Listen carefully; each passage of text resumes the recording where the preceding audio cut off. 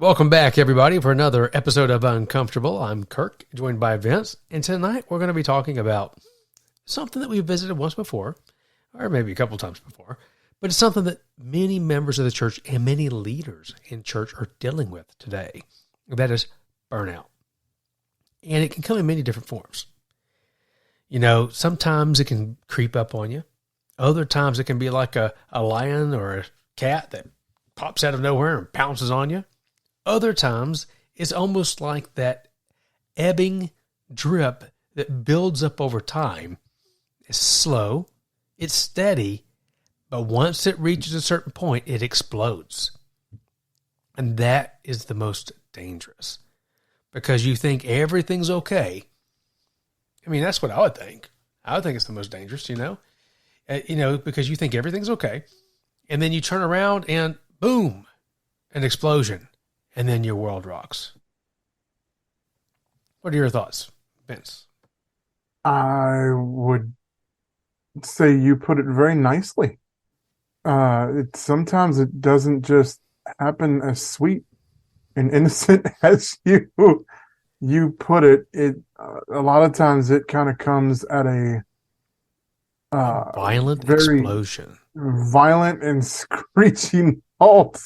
It typically comes up at you in such a way that you are like, why did I run into a giant tree and I didn't even know my car was going at 1,000 miles an hour? It reminds me of when a child is blowing a balloon up for the first time and they just keep blowing that balloon up and blowing it up and blowing it up. And the next thing you know, it pops and they're so shocked, so distraught. Yeah. So startled, like you said, that they don't even know how to react. And that's exactly how it can happen to us because just like the children that don't know how to react to the balloon that just exploded, the thing that they loved, they cherished, they yearned for, when we allow this thing that overcomes us to become a burnout, right? And it explosively comes at us. At that point, it can become something that puts us in a stalemate. We have to make a choice. Are we going to actively fight against this thing? Are we going to choose to move forward? And Vince, I talk about like working out and stuff quite a bit on some of our conversations. Right. It reminds me of when you have to choose to go to the gym. Because there's the reality that there's the moment you have to say, do I feel like going today? Yes or no? The reality is it doesn't matter how you feel when you have a goal. You say, am I going to go or am I not? And then if you have a goal, you say, it doesn't matter if I want to. I have to because this is part of my plan. This is part of being diligent. This is part of getting through it even in the moment. And I know that even myself, there's moments and hopefully my wife doesn't listen to this because she'd be like, well, I told you not to go. But sometimes my wife's life, my life, because she is. My wife, she'll be like, hey, stay home. Just chill. You don't need to go to the gym today. And I'm like, baby, it's called consistency. We got to get moving. We got to get this thing done. And I don't tell her, but there's moments where it's like, I really don't want to go today. But I have to say yes anyway. Because I know that there's several goals. Like for me, number one is health. My number one thing is I see what my family has dealt with in the past. And I don't want to move into that in my future. And I try to find the most natural path to prevent myself from having to take medications and other things in the future. And for me, I look at what do I eat? How can I exercise? And what can help maintain myself? Now, can I get into a burnout mode? Absolutely. But I choose to move on even in the spite of those moments. And when we hit a burnout moment, right, we have to make a choice. It's not easy. I'm not downplaying it. You and I have both been there. Or we feel burned out. We feel overwhelmed. We feel overcome. And we have to make a choice in those moments. If we choose to be in stalemate, nothing happens. But if we choose to become active anyway, then we're good. I mean, I remember when my oldest son was born, he's our middle child. And I'm going to tell you, Vince, and I'm a smaller build guy anyway. So, but whenever he was born, and some people go, oh, it was sympathy weight. No, it wasn't sympathy weight. It was, I didn't want to say no to the donut. I didn't want to say no to that extra kolache. I didn't want to be responsible, and I would eat a huge bowl of ice cream, followed up by whatever else I wanted. And I got to a point to where I realized if I wanted to have a healthy life and not have some of the same problems my family had to make some choices that I didn't want to make. So I had to start a journey that took me down another road. In the same way, I think sometimes we have to recognize the burnout points in our life, the things that are trigger points. And we have to begin to proactively make decisions against those things.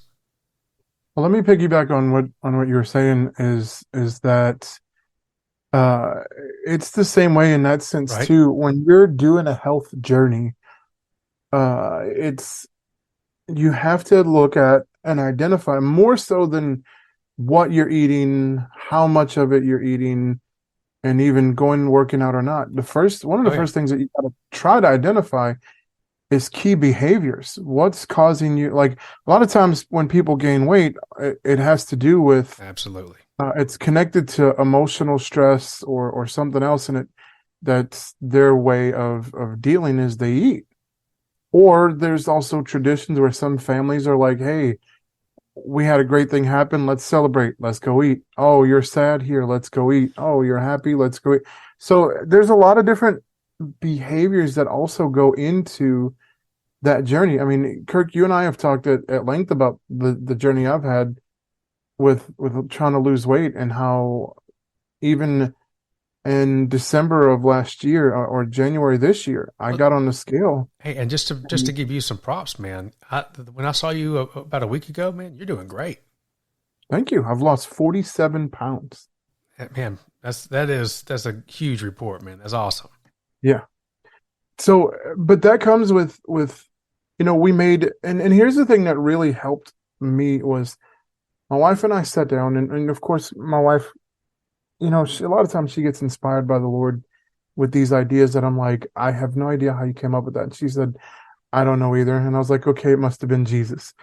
So we made small tweaks to what I ate, small tweaks. And as far as like, we started eating at home more, but that was more to help her with the situation than me. I was a huge like sweets and chip person. My wife took and said, okay, you know what? We've done all the other diets, removing the stuff from your diet, only to have you blow up bigger than before.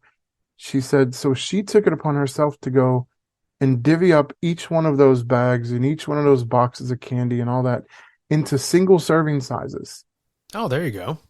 So now I can have one in a day. I mean, I could have any amount I want in a day, but it creates the illusion that I have a whole lot more than I do when I sit there and I stare at a box and they're all inside these little things or these little Ziploc bags of chips or something like that. And man, I tell you what, it hits the spot, and it does its intended design. It helps make me feel like, okay, I'm not missing out on anything. Now I know all the health people out there are like, well, that's not how you should do it. But it's worked for me thus far, and I know things have to change over time, but I just am not to that spot yet. I don't think what you're doing is wrong at all. I mean, I think sometimes you have to begin a pattern of moderation, and that's exactly what you're talking about, right? Exactly. And it's the same thing that you have to do when you're facing burnout and fatigue is, a lot of us like to do, and Kirk, you've talked about this even on the show before yourself. You'll go and just go until you almost run into the wall. Oh yeah. Just like bam. And myself and many others out there are kind of like that. We just go at whatever speed we can go at, and we think we're still going at 1,000 miles an hour. But the truth is we've slowed down to a crawl because we're so overwhelmed, we're so overcome, we're so overburdened that we don't even realize that we slow down quite a bit. The engine isn't running. It's running high, but we're not getting anywhere. And so we also need to learn in the sense of overcoming burnout, fatigue, whatever you want to call it, eh, to do things in moderation, to moderate behaviors, to moderate things and replace some things with healthier decision making. Hmm. Like I love the one we talk about. I remember listening to something we were talking about the other day, and you brought it back up about you were talking about your schedule when we were talking about putting these together and how busy your schedule was. And I said, Kirk, I think you need a scheduling enema Oh yeah, because you were so overburdened with and everything. and you may or may not know this, but that spoke volumes to me when you said that. No, And I I, just was trying to be funny. but for me, I actually took that and I started reevaluating my schedule and saying, okay, where do I need to start trimming the fat? Because he's right. Because when I reevaluated my schedule, I'm like, he's not wrong. I have no breathing room. I don't even Yeah, have anywhere to study. It's no wonder I feel so overcome and overwhelmed. It's no wonder yeah, I feel like I don't have enough time. So it's just, I mean, the reality, the parallel between like the healthy lifestyle, working out, or watching what you eat, and not being overcome with burnout spiritually. The parallel is uncanny because we yeah. can become so overwhelmed with situations in our life to where we can become overly sensitive to comments people make too. Or it might just be a trigger point. It might not even be that we become overly sensitive. Maybe it could just be that that's something that triggers us because of our personality, something we've gone through in our past. I mean, there's so many variables there, but it's like those things could have been possibly avoided if we Well, sometimes, watched. yeah, sometimes we do become critical and impatient or upset or something like that, but it's because of the fact that we're in that place of burnout. I was reading an article on LinkedIn, and somebody had made that thing, and of course, when you're on social media, you always try to make things catchy, so it's a good Oh click yeah. point. But it's a pretty valid. I clicked on it and I was like, okay, and it said the 10 red flags of burnout, and thought it was pretty cool. And I was like, oh, that's pretty neat little thing. And then I started to take a look pretty close at a couple of them, and I was like, oh, guess what? I'm in burnout right now, or I'm in danger of going into full-fledged burnout because I realized that I was having trouble regulating my emotions. I was becoming very angry and impatient easily. I was being judgy. Even if I wasn't being judgy to other people, I was being overly judgy to myself. See, we think that only is a thing when it's to other people, but some of us get really, really harsh on ourselves. Oh yeah. And you're like, oh, Absolutely. I don't judge anybody. I don't judge anybody at all. But you judge yourself so bad that if you were to judge one person other than yourself that way, man, they would think you absolutely hated them. But we will beat ourselves down in such a way, and through that it causes sometimes that burnout, that exhaustion. It can cause you to be tired and mentally and physically, and then that adds to trouble regulating your emotion. It adds to trouble sleeping, trouble this and that, and then now you don't even want to get up and do anything. Now you find yourself just like staring at the wall. And you got to be careful of those. And a lot of times, even like myself in this last season that Kirk, you and I were just talking about, I found myself doing most of these things, and I didn't even realize Right. that's where I was. And it was just been the last couple of days that I've been like, wow, okay, that's where God's been helping me to be like, hey, we need to get you on a different path, a different course here, because you're heading for a bad way. So, and that's kind of the aspect. I mean, we can attribute it to, physical health journey and all that stuff, but there's such a lack of conversation in the church about mental health and the mental health journey, and the fact that there's nowhere in the Bible that Jesus is like, hey, we can't talk about mental health. Matter of fact, he exhibited the example for us, and that is when you are tired, when you are exhausted, pull away from everybody else and go spend time with the Lord. I mean, he fed the 5,000 and then disappeared into the mountains to go spend time with God for hours. Oh yeah. And so, I mean, it's, there's things like that, that when you're spiritually exhausted, that helps. That refreshes you. When you're mentally, emotionally exhausted, physically exhausted, it helps to be in the presence of the Lord. Um, but I believe he also gives us these tools to use, like relaxing, getting away from your normal day to day. I mean, and they sound like small, practical things. And it's like, well, no, God wouldn't expect me to do that. That's not very spiritual. Actually, resting is very spiritual. Oh, God himself absolutely. did it. He did it on the seventh day. Well, something I think that we all think about, and kind of bear with me for just a quick second, is we think Okay, I about will. trying. We all think about good times. Right. We all think about trying to take it easy, living our best life. I mean, you talked about being on social a second ago. What do people post on the social? It's their highlight reel, the good times, right? Well, Yeah. I heard a quote not too long ago, and it says, "Good time create good. Good times create weak people, and hard times create strong people." Mm-hmm. Well, interesting enough, Jesus, our Savior, said that persecution will come. Rejoice when you're persecuted. Wow.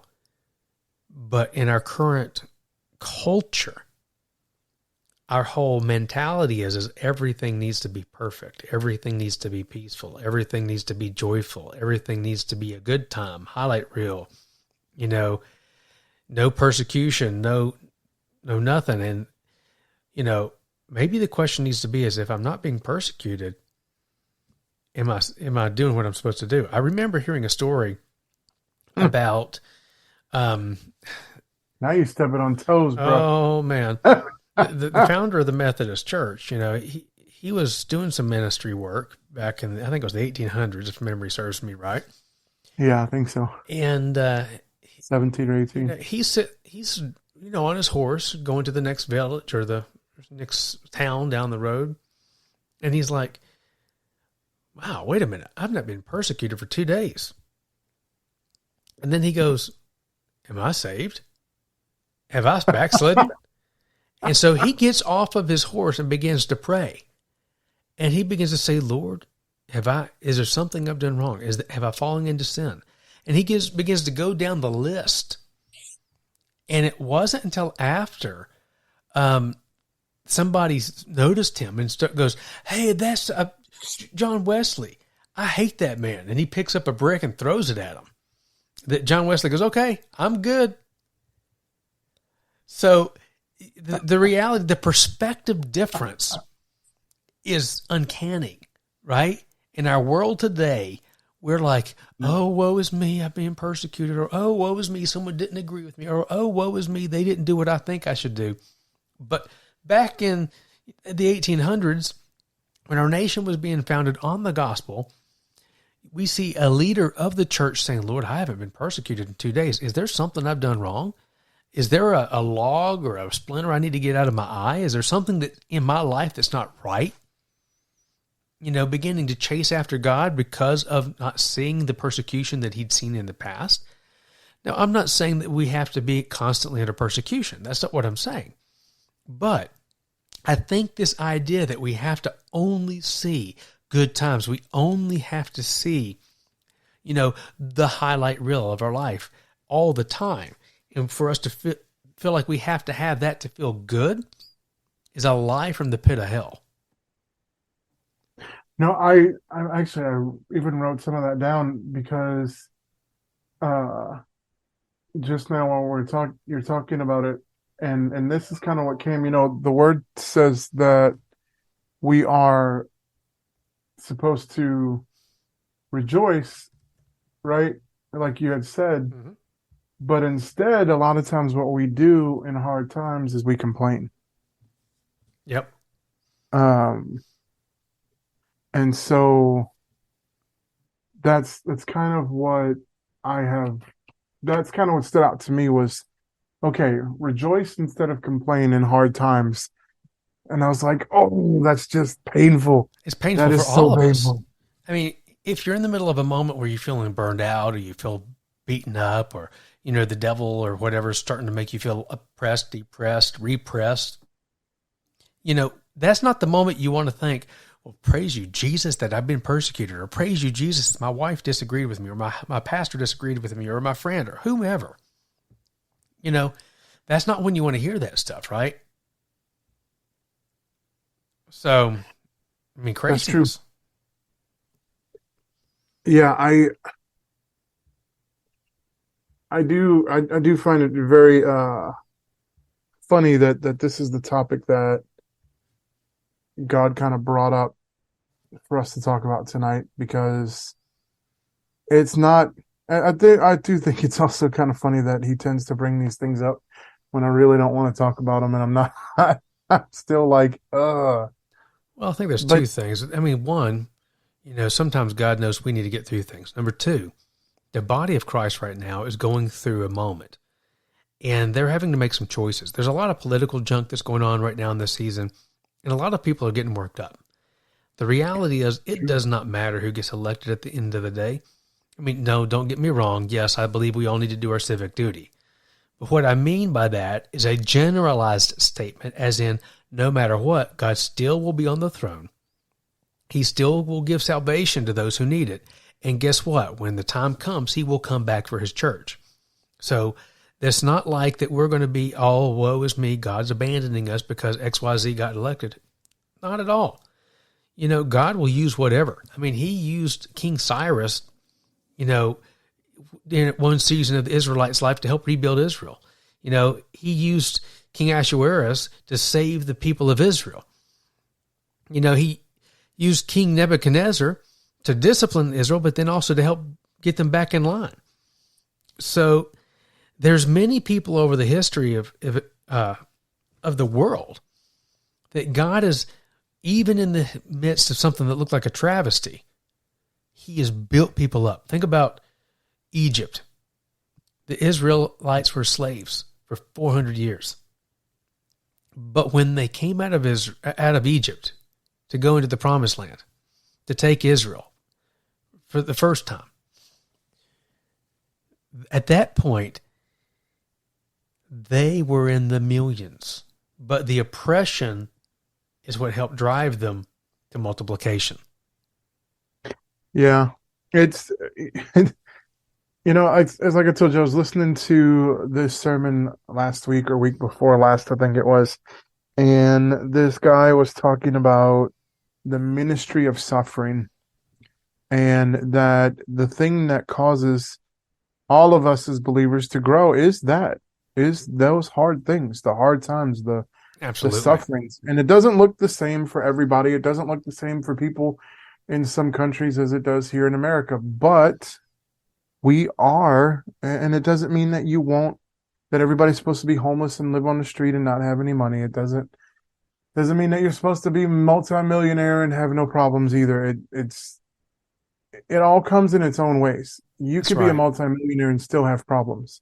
You can still have sufferings, even being a billionaire. We all have issues that money does not stop them from happening. You can't throw money at somebody who's passed away. That doesn't fix the problem. Well, think about money does not buy happiness. We all know that saying. But look at the life of those who have super amounts of money. Most of them, they turn to drugs or alcohol or some other vice to try to fulfill themselves. The only true fulfillment is through Christ. The only way to truly have peace is through Christ. It doesn't matter the dollar amount. Money simply is an amplification of who you are and personal flaws within your character. Yeah, it's just a tool. Yeah. So it's only going to highlight things that are either good or bad in you. And the reality is God does not mind you having lots of money if you're using it for good purposes. The He only don't reason, even care. yeah, the only reason Jesus told that rich man to go sell everything he had is because he knew in his heart that the man loved his money more. If Yep. the man would have been like, yeah, sure, I'll sell everything, Jesus probably wouldn't have even asked. It was a No. test of the heart. He knew, he could tell that the man had a love of money and that was a root of evil for him. And it wasn't the fact that he had money. It was the fact that he valued money above everything else. Well, if you even look at some of the most, uh, and I think this kind of does play into it too. These are things that so even though we're talking about it in this context, it still does play into combating burnout. Uh, if you look at some of these really, really wealthy people, the ones who are truly happy with their lives, they give back a lot. Oh, they do. And not just cash, but like, and I think of course, everybody is familiar with Elon Musk, but if you think about the guy seems to just exude this joy in his life. Why? He's giving back to humanity in creating what he believes. Now, I don't know that I line up with his belief system at all, but he believes that by having electric cars and trucks and getting us to Mars and all that stuff like that, he's actually helping humanity. So he believes he's adding value to humanity. Okay, Right. great.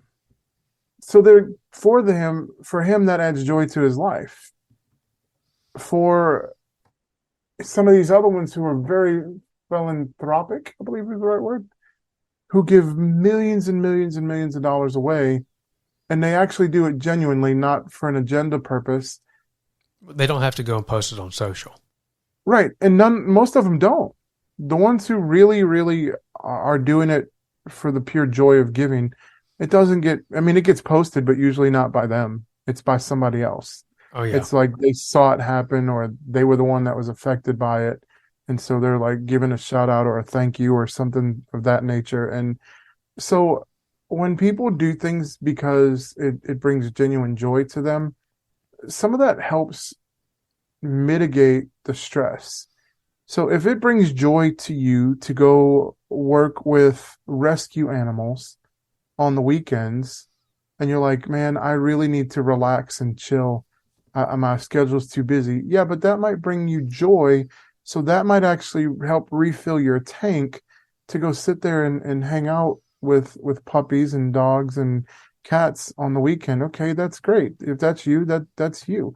If it's sitting in and with your family and playing a board game or a video game together or going for a long walk or going to work out, whatever it is, having a conversation with family members or going for a long drive, it's those things help to mitigate the effects of burnout. It helps put your mind in a better Absolutely. space. So some people like I have a friend, they like to go try new places to eat. And they will go, man, so they'll drive sometimes a couple of hours to go find a place that they looked up. And really, even though it's like wow, really they're gonna drive that far for the food, it's really not about the food. It's about the journey. It's about the story for them. Amen. You know what Brother, I mean? that's what So it's like whenever I go travel. And my wife and I are but they polar enjoy it. opposites on this, but I love to stop a lot. For me, it's the journey. I love the journey. I like to be able to stop, stretch my legs, enjoy the scenery, see what's going on, wave at people, and Hmm. then continue the path. My wife is let's get there yesterday. You know, she's like, let's go. Let's just run 100 miles an hour. Let's be done with this thing. Yeah, I'm more like that too. She just likes to get to the destination and start the journey there. And for me, Yes. the whole journey there is part of the journey, part of the adventure. It's And funny. My youngest son wants to do that. He wants to go on like a 2 or 3 week road trip yeah, and just go visit a bunch of different states he hasn't been to and just get into what we get into. a buddy of mine, he and I were bringing my pickup truck from Tennessee back to Texas. And when I moved back to Texas, and he rode with me, and we just stopped from time to time just to rest, just from the journey. Mhm. But these stops on that journey were as or more enjoyable or just as enjoyable because of the company and also just enjoying the different parts of the country. You know, it was Yeah. a little here and a little there, but it wasn't like anything that added huge amounts of time. But what it did add in our eyes, mine and his, there was a lot of value there, you know, Mhm. because of the camaraderie, the friendship, the fellowship, and just enjoying nature, enjoying the scenery, enjoying whatever it was, you know, whether it was eating or hiking, because he and I did like to hike. We do like to hike. But anyway, side point. I don't even know how we got wrapped off onto that section there, but anyway, well, Well, as because we we were wrap talking up, about things to mitigate burnout, and sometimes it's just simple things, and that actually just shows the point, though. Before you do the wrap up, and this will be my last 2 cents, and that's this: the point that the fact that Kirk, you jumped off into that, and the talking about it and how much joy that brought you, and the smile that it brought to your face, it just goes to prove the point of something like that for you helps to mitigate mhm, the potential of burnout. For you, that's relaxing. Because oh you yeah, are a go person, but and we're all built differently. Some of us need to just stop and do absolutely nothing, and some of us need to be doing something. You just need to be doing a specific oh yeah. something. Now there's a time, And Vince, that you so, know, toes in the water, rear end in the sand. You know, as the song goes. You know, um, at the beach, that right there can get me to stop because I love the yeah, beach. I do there love the is something about mountains. it. I do love the mountains and the jungle too, but there's something about the roll of the water. It's so soothing. It unwinds you. It's like God knew that most of us on this planet needed something like that to help just soothe the soul. Hmm. And it's so Yes, soothing. sir. Well, That is the truth. guys, if you need soothing in your spiritual life, we highly recommend you chasing the presence of God. Get into prayer, get into worship, find a good Bible believing church, not a feel good church, a Bible believing church that will teach the gospel, that will challenge you to grow and help equip you for the life coming up ahead for you. And we would Yes. also encourage you, contact us at uncomfortable@mooseministries.org. We would love to pray with you if you've got something you're going through. Vince and I have both been through moments of burnout. We understand, and we would love to partner in prayer with you. If you've got a show idea, also get with us there. If you'd like to support the show, you can go to the gift page. Guys, we love having you with us. We look forward to seeing you on the next show. Talk to you later. See you next time.